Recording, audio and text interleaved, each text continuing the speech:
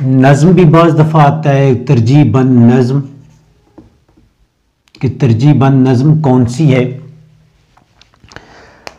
یاد رکھیں کہ ترجیح بند جو شاعری کی قسم ہے، ٹھیک ہو گیا، صنف شاعری ہے،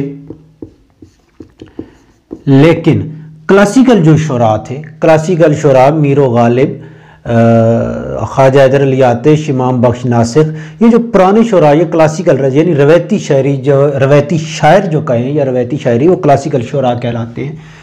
انہوں نے اسے نظم کی قسم قرار دیا. ترجیح بند نظم کون سی نظم ہوتی ہے؟ ایسی نظم جو ایک ہی بحر میں ہو، یعنی اس میں جتنے بھی اشعار لکھے جائیں گے وہ ایک ہی بحر میں ہوں گے. قافیہ اور ردیف کا بھی اس میں خیال رکھا جاتا ہے.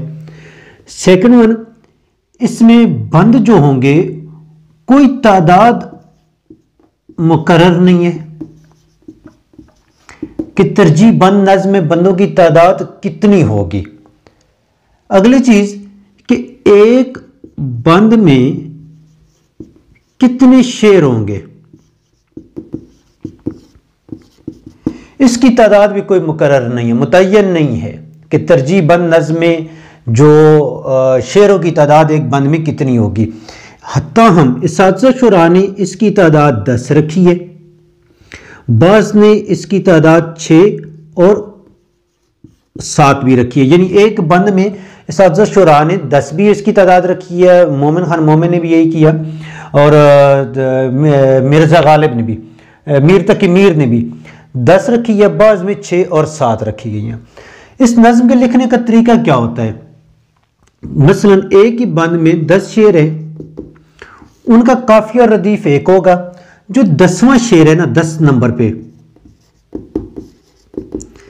اس شعر میں جو مضمون بیان کیا جائے گا وہ دوسرے بند میں جب جائے گا، دوسرے بند کا آخری جو شعر ہوگا، آخری بیت ہوگا، اس کا مفہوم اس جو پہلے بند کا 10ویں کا آخری شعر تھا نا، اس شعر کا اور اس دوسرے بند کے آخری شعر کا مضمون ایک ہی ہوگا. ٹھیک ہو گیا؟ اچھا، پہلے بند میں قافیہ اور ردیف الگ ہوں گے، دوسرے بند میں قافیہ اور ردیف الگ ہو سکتے ہیں. اس میں کوئی شرط نہیں ہے کہ جو قافیہ اور ردیف پہلے بند میں رکھے گئے ہیں وہی قید دوسرے بند میں یا تیسرے بند میں ہو. تیسرے بند کے الگ ہو سکتے ہیں، چوتھے کے الگ ہو سکتی ہیں. تو ترجیح بند نظم میں ہم نے کیا پڑھا ہے کہ ایک ہی بحر میں ہوگی یہ نظم. اس میں کتنے بند ہوں گے کوئی تعداد مقرر نہیں ہے. ایک بند میں کتنے شعر ہوں گے کوئی تعداد اس کی مقرر نہیں ہے. تاہم اساتذہ شعراء نے اس کی تعداد 10 بھی رکھی، 6 اور 7 بھی رکھی ہے. ٹھیک ہو گیا بھائی؟